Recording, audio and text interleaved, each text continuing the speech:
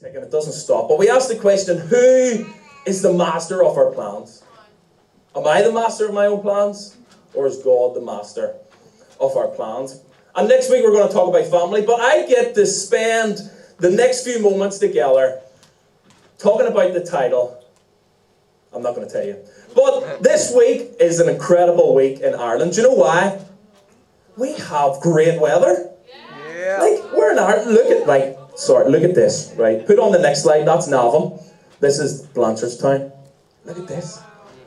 If we 32 degrees, how annoyed would you be if you went on holiday this week knowing that back home in Ireland we are having 30-degree weather? Isn't that phenomenal? And normally we have these warning signs, but those warning signs mean it's going to be rainy, it's going to be a lot of wind, it's going to be terrible weather. But this week, this means that the weather's going to be too hot. Has anyone ever experienced weather too hot in Ireland? Never. So I get the privilege this week to talk about the weather, because for once it is phenomenal. And when we think about good weather, we think about the summer and we think about our holidays. And one thing that I think of, and the theme of today, is rest. When we think of good weather, we think of holidays, we think of summer, we think of rest.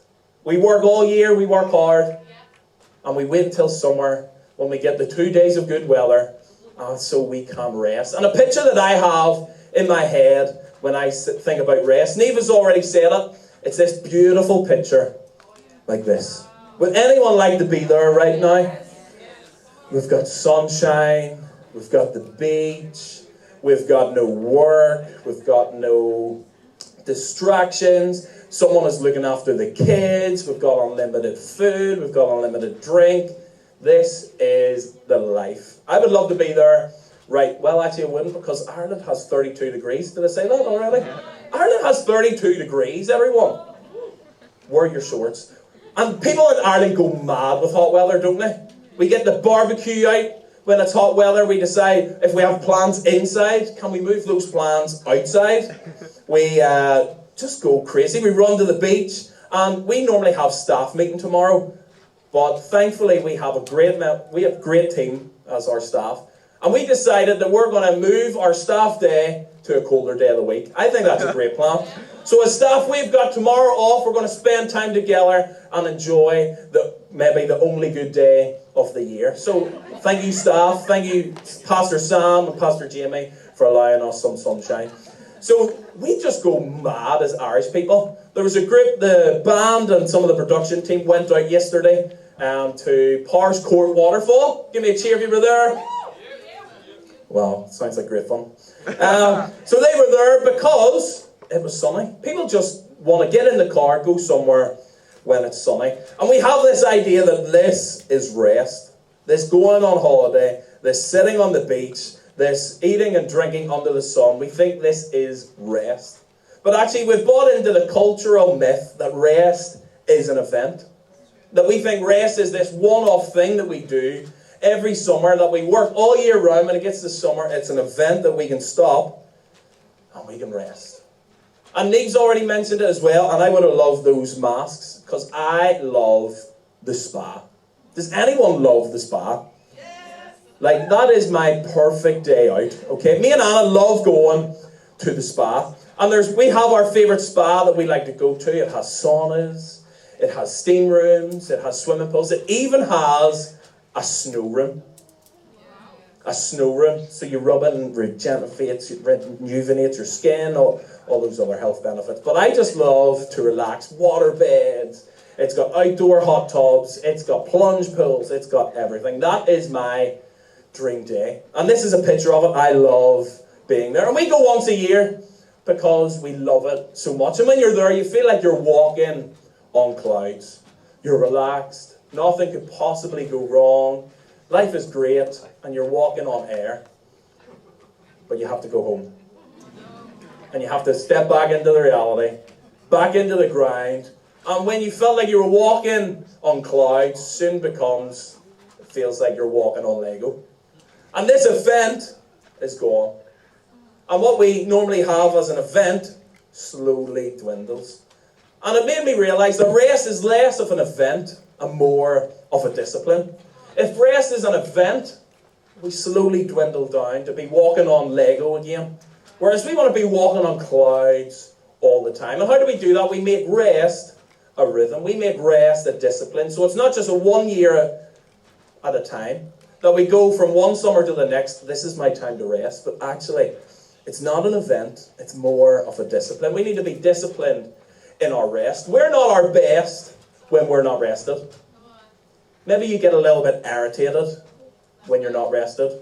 Maybe you get a little bit snappy maybe you get a little bit irritated, short-tempered. Maybe you're just not fun to be around when you're not rested. We're not our best when we're rested. And actually science shows that. It shows us that rest is vital for better mental health, increased concentration and memory, a healthier immune system, reduced stress, improved mood, and an even better metabolism. All these health benefits come from rest. We're not our best when we're not rested. And science shows us that there's so many health benefits to our rest. But the question is, what robs us from our rest? What's robbing your rest? Surely it'd be perfect if we could be rested all the time. Life would be perfect. We'd be walking on clouds. We'd be rested. We'd have less stress. All those health benefits. But there's things in our life that rob us from our rest. And I want to bring up my two beautiful volunteers. One has a fresh face mask on, so he's going to be smiling up here. Come on up, lads. I want to show you this. This is you. You are a bucket. Turn to the person beside you and say, you're a bucket. That's not a great compliment to give someone. But this can be a representation of our life. Our lives can be like this bucket. But our bucket has holes in it. Okay? And this is our rest bucket. We fill our lives up with rest. So we're relaxing, we're chilling, we're hanging out, we're going to the spa, the sun's good, we've got our hobbies, we're relaxing, and we're trying to keep refilling our rest bucket. But there's things in our life that are robbing our rest and stop us from having a full rest bucket. This is what life looks like. If it's an event, they just leave again. So we have to learn this discipline of rest because the water's draining out. And that's like our rest. We try and refill it as often as possible, but it keeps draining. So we're going to look at some things that rob us from our rest. So these holes that we find, these are the things that are robbing us from our rest. You can just leave that bucket there. That would be great. So this is our lives, and things are robbing us from our rest. And what are those things? Maybe you have a bad mattress. Maybe you feel the springs in your back. Maybe it squeaks every time you breathe. It goes... No one's getting to sleep with that. Or maybe you're tall like me, right? And if you go to a hotel or stay in someone's house or whatever, the worst thing for me is having wood or metal at the end of the bed, because I'm too tall. Okay, I need my feet to hang over the bed. So if there's wood, my feet are just hitting off that wood. If there's metal, I have to sort of get my feet in between the metal, so it works out that way. And it doesn't give you a great sleep. So maybe you've got a bad mattress, or maybe technology is robbing your rest. Maybe you just spend all the time on technology, and all our phones have notifications, and all of it's just trying to get our attention. Whether that's Facebook, Instagram, TikTok, Snapchat, BeReal, or Notes app, or emails, or notes, or news, whatever that may be, we've got so many notifications coming our way to try and grab our attention. And the stats is normally the average person gets between 65 and 80 notifications a day. But I looked at mine last week, and the lowest that I got last week was 130 notifications on one day. And I have my Facebook and my Instagram notifications turned off. So that 130 doesn't even include my social media accounts. So that's a lot of time just looking at my phone and picking it up and scrolling. Maybe you find yourself scrolling, and what you thought was going to be 5 minutes turns into 10, turns into 30, turns into an hour, and before you know it, you've spent 2 hours just doom scrolling. Just looking through useless information, scrolling through, you don't know what you're actually looking at. You're not taking anything in and you're just scrolling and scrolling. And that takes our time and our energy away. Kerry Newhoff, who's a Christian author, says this: like money, social media is a great servant, but a terrible master. I love technology. I love that it helps us so much. I love Alexa. I love smart products. So for me, I use my smart products as a servant. It helps me. Instead of walking across the room, I can just say, Alexa, turn the light on. And the light turns on. Or I say, Alexa, turn the Hoover on. And I have a wee robot Hoover. And it just goes all the way around the house. And it hoovers up for me. So for me, I love technology. But it can also be a terrible master. Imagine you left the house without your phone. It'd be the end of the world. How could people contact me? What if I need to do this? What if I need to do that? We would freak out if we left the house without our phones. And technology is good, but it also distracts us and stops us from properly resting. Or another thing that robs us from our rest is busyness. Maybe you love being busy. And maybe you've said this in a conversation. Oh, how are you doing? And you've said, I'm keeping busy. Have you ever used that line? I'm keeping busy. Or maybe I said it this morning. I'm keeping busy. And we use all these different phrases. Next slide. I'm keeping busy. Or some of us use the phrase, I'll rest when I'm dead. Because we're so busy, we'll think, oh, I'll rest when I'm dead. Or, there's no rest for the wicked. Yep, we've used that one before. Or, my diary is full to the brim. We love to tell people how busy we are. Oh, I've had a busy week. Oh, I've had a busy month. Oh, my diary's full. Sure, I'll rest when I'm dead. We use all these phrases in ordinary life because we wear it as a medal. We love looking busy. But actually, busyness does not equal productivity. Some of us look busy, but are we actually busy? And there's some personality tests that you can take. We, as a staff, use one called an Enneagram test. And it splits you up into 9 different personalities. And I am a number 9. And one of the biggest things about a number 9 is we love being busy, but we're not always productive. So when I was writing this message, which was due for today, I was also writing stuff for youth that's due for September, which is like months away, but yet I'm busy trying to do things, but it's not priority. It's not needed right now. So as a number 9, that's one of our struggles. We love being busy, but we're not always productive. Or maybe you're an Enneagram number 3. 3s like to look busy. Maybe that's you. Maybe you like to look busy. Or maybe you know someone who's good at that. They look busy, but actually when you look at what they've done, they actually haven't done anything. So maybe that's you. Maybe you're an Enneagram number 3, or you know an Enneagram number 3, and they're the ones that love to look busy. But there's this word, and it's a short word, and it gets us in trouble. It gets us out of our rest. It keeps us busy, and it's the word yes. How often do we say yes to put ourselves into things, to give ourselves more work? Oh, will you work overtime? Yeah, I'll do it. Oh, will you do that for me? Yeah. Will you do this? Yeah, will you do that? Yeah. And the more times we say yes, the more things we've got to do, which means the less time we have to rest. So this word gets us out of rest all the time. So learning to rest is learning to say no. No to the overtime, no to keeping busy, no to all the outside things that you don't really need to do so that you can rest more. Or maybe anxiety is robbing you of rest. Maybe you've got all these thoughts and feelings in your head and you're thinking, well, if I don't do it, who's going to do it? Or you just don't know where to start. Or maybe you've got FOMO, fear of missing out. So actually you can't rest because you don't want to miss out on what other people are doing. So when you should be resting, your head's thinking, I wonder what my friends are doing.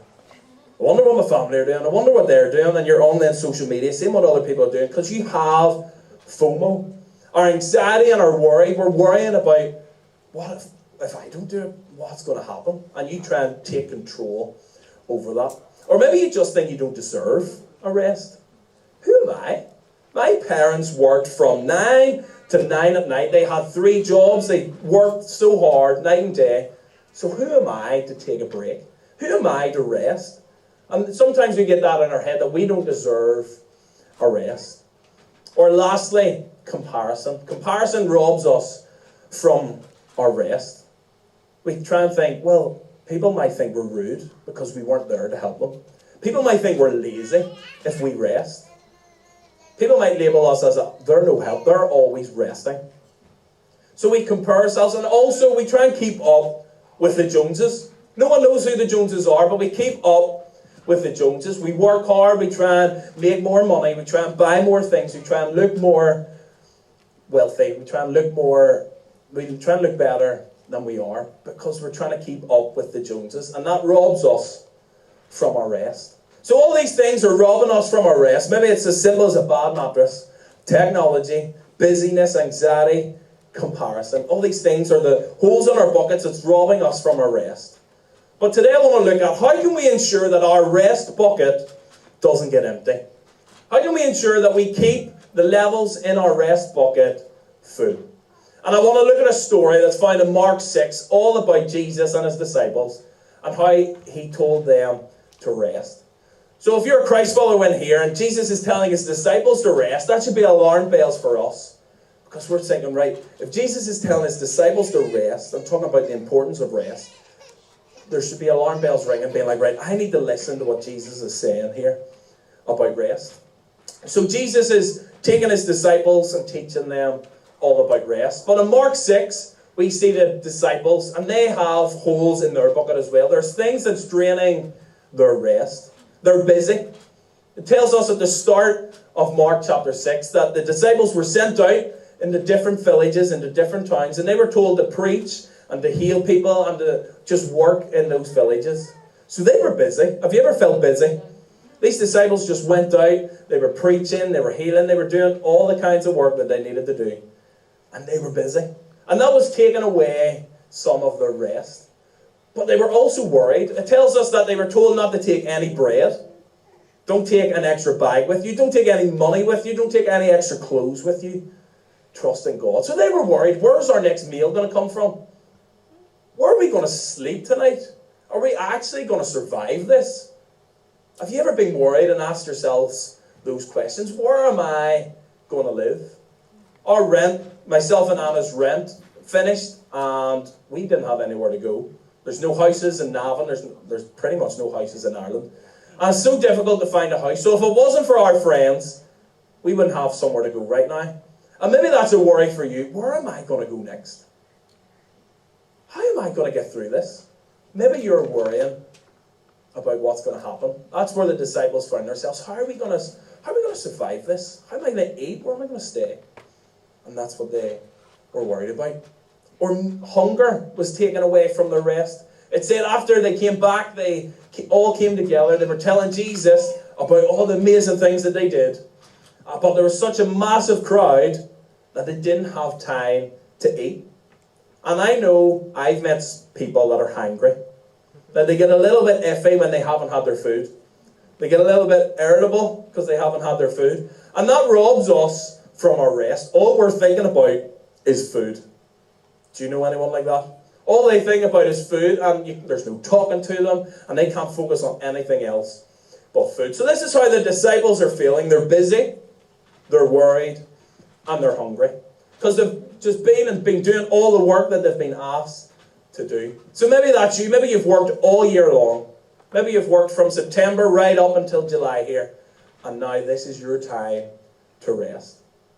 Maybe that's how you see life, as rest is just the summer period where we can slow down a bit, go on our holiday, and that's it. But this is what it says in Mark 6, 31 and 32. It says, then because so many people were coming and going, they didn't even have a chance to eat. This is when they were all coming to tell Jesus what happened. He, which is Jesus, said to them, come with me by yourselves to a quiet place and get some rest. So they went away by themselves in a boat to a solitary place. What an invitation from Jesus. Come away with me and get some rest. Who would love to go right now to a quiet place and get some rest? If you were offered a free trip to just get some peace and quiet, I would be the first person to go. We all love a bit of peace and quiet. But why did Jesus ask them to come with me and rest. Because they just had a period of busyness. They were working and they were preaching and they were healing. And Jesus knew what was coming next. There was something that was going to happen and they were going to be busy again. So Jesus knew that instead of going from busyness to busyness, they needed rest. And we often do that. We go from busyness to busyness, busyness to busyness, week after week, day after day, and there's no time to rest. We need to rest ourselves in the middle. And Jesus loved to rest. He prioritized rest, and we'll see that throughout the story. But I want to look at 5 ways that we can keep our bucket full. We want to keep our rest bucket full. So we want to look at 5 ways to keep our rest bucket full. And if you want to follow along in the Bible app, you can go on to the YouVersion Bible app, and you will find all our notes there, and you can follow along on the YouVersion Bible app. So the first thing we can do to ensure our bucket is full is to make a plan. If it's not planned, it's not a priority. If it's not planned, it's not a priority. And so often, what is important, we plan. We plan birthdays, we plan weddings, we plan reunions, we plan dates. If it's important to us, we plan it. Have you ever bumped into a friend and you had a quick conversation and you've said, oh, we should meet up for a coffee, but you didn't give a time, you didn't give a date, and you didn't give a place. So you didn't plan it, so what became a good intention just became a nice idea. Oh, we should meet up, but if it's not planned, it's not going to happen. So if it's planned, it's a priority. So what we should do with our rest is we should make a plan. Benjamin Franklin, the inventor and author, said, fail to plan, plan to fail. If we fail to plan, if we don't put a plan in place, then we plan to fail. We set ourselves up for failure. So what way can you plan rest this week or today? How are you going to plan your rest? Put it in the calendar. Make it a non-negotiable. Say, this is my time for rest. This is my time that I'm going to sit and be still, or do a hobby, or just have some time to process everything that's going on in my life. So what are you going to do this week to make a plan? The second thing we can do to make sure our buckets are full is to be still. Be still. And this world is telling us we need to keep busy. You need to be learning new languages. You need to be learning how to invest money. You need to be learning how to create a side hustle to get more money in. You need to be striving for more. But it's so important to just be still. And so often it's a struggle for us to be still because it takes faith to be still. When we're still, we take the reins of our own life and place it in someone else's. And if you're a Christ follower, we have this great assurance that when we take our hands off the reins, God takes the reins. God is in control of our lives. But if you don't follow Jesus today, who controls your life when you're resting? And maybe you don't know, so you don't rest because you want to try and control everything yourself. But for Christ followers, we know that we can trust in God because He has a great plan for our lives. And our last series that we looked at was Secret Sauce. And in our last series, Secret Sauce, we looked at the power of daily devotion. The power of spending time daily with God and the power that has in our lives. So as Christ followers, we want to encourage you to keep doing that. We want to say, keep spending time with God, keep getting to know Him, keep soaking, keep doing all the things we talked about in our last series. But for everyone, Christ follower and non-Christ follower, being still is great for our mental health. We have so many messages coming at us. We have so many opinions, ideas, thoughts, dreams, that we don't even know where to start. We don't know what to think sometimes. So for our mental health, it's so important to just sit down, if it's every day or regularly, just to sit and be still, take stock, process what has happened, process if you've gone through something, process if you're going to go through something, but take time every day to just be still for your mental health. Or if you're a Christ follower, to be still and know God. There's this amazing verse in Psalm 46, and it says, be still and know that I'm your God. So David, King David, we know from the Old Testament, he's famous for defeating Goliath. He was a king and he had loads of stress going on and many things. But in Psalm 46, he was telling God how amazing he is. You are my refuge and strength. You're my rock. You're my supporter. I can only do this because of you. And there's this amazing verse in verse 10 that says, be still and know that I am God. What David's saying here is when we rest and we give the reins to God, we will know God. When we spend time with him, we become more like him. We will know what he's like, but actually be still and know that I am God. Be still and see that I am your God. God will take control of your life when you rest, and he will show you that he is God. He will do incredible things in your life, even more incredible than we could ever ask, think, or imagine.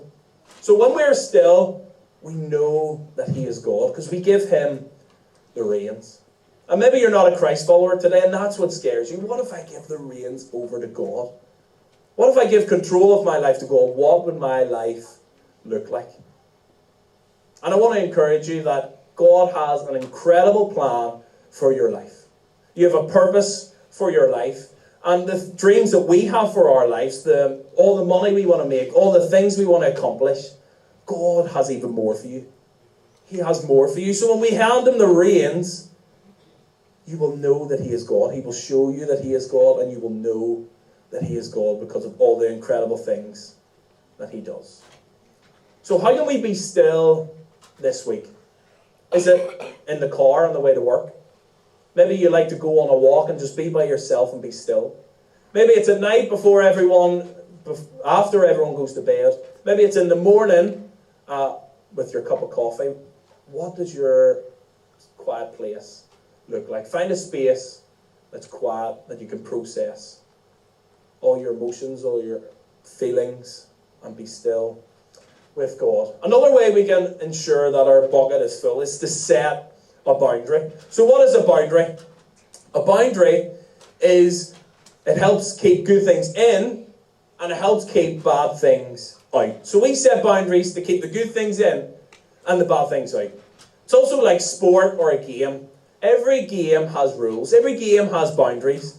And it's like driving. Every lane has boundaries. Because if we didn't have rules, if we didn't have lanes, we would just go crazy. It would be chaotic. Imagine playing a game of football, a game of rugby, whatever sport you're into, without any rules.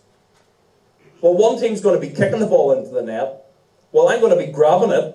I'm going to be kicking people. I'm going to be doing whatever it takes to get the ball into the net. But that's not the rules. We need rules so that we don't go chaotic. We all need boundaries in life because they keep us in line and they stop us veering off the edge. It stops us from going off the side because our natural instinct is to just veer off and go back into busyness. So I'm maybe in a car. I've been to Malawi twice.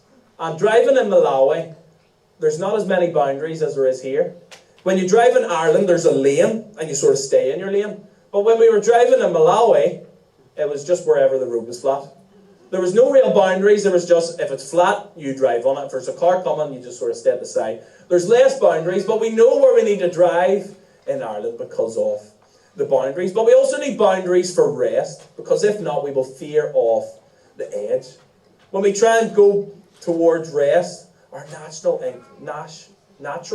instinct is to just veer back into busyness. So if we're not careful and set up good boundaries, then we'll veer off the edge if we're not rested. And our next series coming up in August is called Guardrails. Nobody needs one until you do. So we're going to be looking at boundaries. We're going to be looking at things that we can put in place to stop us veering off the edge. Things that will keep us in line. Things that we can do to keep us rested and not veer off into busyness again. But I want to go back to the story of Mark 6, and Jesus had boundaries too. So as all the disciples were coming back and saying, Jesus, we've seen this incredible thing. Jesus, look at this, we did that. So as they were all together, so many people bombarded them that they couldn't have a conversation, they couldn't rest, they couldn't eat. So Jesus says, come with me to a quiet place and we will rest. And that baffles some people's mind. Are you saying Jesus left people behind? Are you saying that it looks like they're being selfish, and they took themselves to a quiet place to rest. But Jesus had boundaries because he knew, because he was God, he knew what was going to come. And after the verses that we read in Mark 6, we see that Jesus performed a miracle. He fed 5,000 people with 5 loaves and 2 fish. But when we say he fed 5,000 people, we mean 5,000 men. So we can estimate that there could have been 15,000 people that Jesus fed that day. Can you imagine how difficult it is to feed 15,000 people, but also just to organize that many people? So Jesus, seeing that this was going to come and knew that his disciples had already had a busy season, and they were going to go into this busy season, having to organize all these people, having to distribute the food, all these things that we read in Mark 6. But Jesus had boundaries, and he said that we need to rest before we go into the next thing. So maybe if they didn't have that rest, would they have been able to organize that many people? Could they distribute the food? Would they have been able to do everything Jesus asked them to do because they weren't rested? So Jesus set boundaries and says, we need to rest because I see a busy season coming. And like us, we can plan our rest, like we already said. And maybe you see a busy season coming up. Oh, well, I've got deadlines in work and the kids need to get their uniform and they're starting back. You can say, well, I'm going to plan rest just before that. So that when all the deadlines come, all the worries come, I'm well rested and ready to go. Dr. Henry Cloud, who's an author from America, says this: a boundary shows me where I end and someone else begins, leading me to a sense of ownership. Knowing what I own and take responsibility for, it gives me freedom. When we give ourselves a boundary, we know what we should do and what others should do. It's a bit like being on a plane when you get the safety announcement and they say, when the oxygen comes down, sort yourself out first and then help other people. When we have boundaries, we can say that I need to sort myself out so that I can help others. And so often we think that's selfish, we think that's just being all about self, but actually we're not good for other people when we're not rested. So how can you set boundaries? Maybe you're a parent and kids are great, but they control everything. Maybe you need boundaries around dating. Maybe you just need to say, do you know what, when the kids go to bed, this is our time for rest. So often we give all the energy to the kids and then there's none left for your partner, your spouse, your girlfriend, whoever that may be in your life. Maybe you need boundaries around that. Maybe you need boundaries about your own free time. Maybe you just need to say, do you know what, I'm going to take that day off. And so often when we have a day off now, we think, what else can I do on that day off? I can work, I can find a job, I can get a side hustle, and we think, how can we work on our day off? But actually, we need some boundaries on our day off to actually have a day off and rest. And we need to find some time out for ourselves, which leads us to the fourth thing: have a hobby. Have a hobby. It's not a sin to have a hobby. Sometimes we think, oh, we can spend too much time on our hobby and it gets in the way of God. And sometimes we can stray to that unhealthy side. But having a hobby is good for you. Where do you go? What do you do to decompress? What is your mechanism for doing that? I love playing football, but I can't be competitive. I just want to go, have fun, kick a ball. I don't want to be like, oh, you stand there, and if he runs that way, then you have to run that way. That's too much planning for me. Just want to stand there, kick a ball, and have a laugh. That's how I decompress. Or what I also love to do is build IKEA furniture or Lego, or just follow instructions. So you just have to do this, do this, do this, and I get the final product. I love that. Obviously, I'm not going every day and buying IKEA furniture just so I can rest. That would be mad. Or Lego, because Lego's mad expensive too.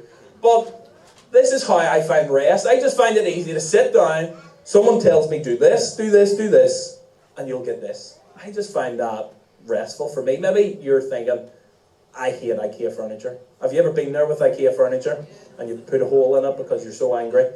That brings me rest, and football also brings me rest. But what is your hobby? We're so bad at having hobbies.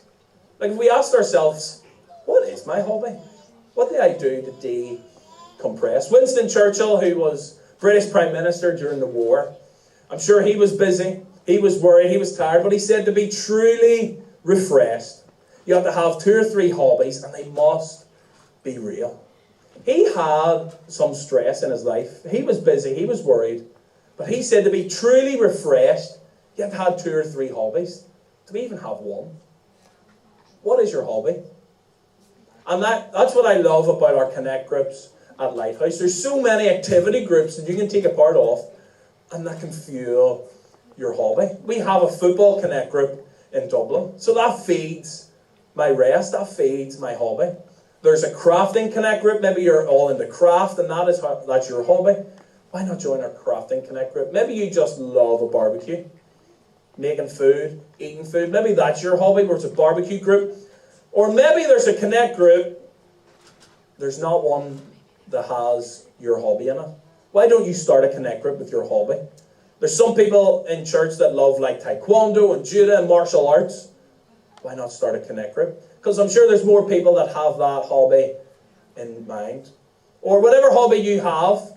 I used to play water polo, so I could start a water polo group. Anyone want to join a water polo group? No? Oh, we've got 2 people.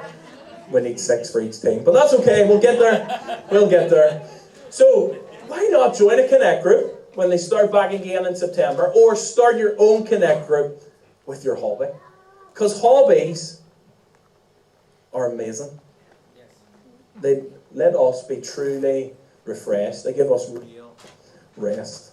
And the last thing we can do to make sure our bucket is full is to enjoy rest. You don't have to be guilty about resting. How often have you sat down on the sofa and thought, I could be doing something else here? Or when I'm playing football, oh, well, I've got a to-do list to do. I should really be going through that. We shouldn't be guilty about rest. God knows that we need rest. And He wants us rested. Because enjoying rest allows you to enjoy life. Working 9 to 5, going home, getting your dinner, putting your feet up for a few minutes, and then going to bed and doing that. It's so mundane, it's so boring, it's so black and white. Hobbies and rest add a bit of colour into your life. They add a bit of flair into your life, add a bit of spice into your life. They add something different to your boring, mundane 9 to 5 job. But we don't want to keep the colour of life just this summer. This is a discipline, this is a rhythm that we want to build into our life. So we should be resting, preferably every day, some silence every day, weekly rest, monthly rest, and also those yearly rests. We're not knocking holidays. 2 weeks holiday abroad is great. But if you ever went on a holiday and then came back and needed another holiday, and unpacking takes just as long as you spent on holiday to get the house back in order when you came home from holiday. So holidays are great. Holidays add a bit of adventure into life, but it shouldn't just be our only rest we have each year. Let's build a discipline and a system and a rhythm of rest in our lives. And rest doesn't need to be complicated. It's actually powerful, because when we take our hands off the reins, God takes them off us. And He directs us, He guides us. He shows us that He is God and that He is good. So it's not passive, it's powerful. And lastly, rest is purposeful. Rest isn't just for the sake of it. Rest has a purpose. Rest isn't waiting. Rest is reviving. Rest gives us energy. Rest revives us. We're going to sing a song soon, Lord, Send Revival. Maybe God just needs to revive you. Maybe you need rest. Maybe you've got pressure in your life. Maybe you've put your own pressure in your life. Maybe you're trying to reach a bar that you've set too high for yourself. God wants to say, rest is not waiting, rest is reviving. As the band will sing, Lord, send revival. Maybe that's your cry, Lord, revive me. Revive my life. I've just been running on empty. I'm bored of life. Fed up. Life's black and white. There's no colour in it. Lord, revive me. Rest is planned. Rest is powerful. Rest is purposeful. And we see that in Jesus' story as well. He planned the rest, so we've seen it happen. It was powerful because it set up the disciples and Jesus for what they were going to do. And we see that it was purposeful because it taught them the importance of rest. How are we going to keep our bucket full? Because there's so many holes in it that rest is draining from us constantly. How can we make sure that our rest bucket is full? Because rest can be planned, rest can be powerful, and rest can be purposeful. And as the band come, I want to finish with a question. What could your life look like if you were rested? What would your life look like if you found real rest? Would you be better to be around? Would your family and your friends want to actually spend time with you? Would you be happier? Would you enjoy life more? Would you be less stressed? Would you be healthier? Would your family be stronger? Would your workplace be stronger? What would your life look like if you were rested? And as Christ followers, we know that we can only find real rest in Jesus. We only find real rest in Him.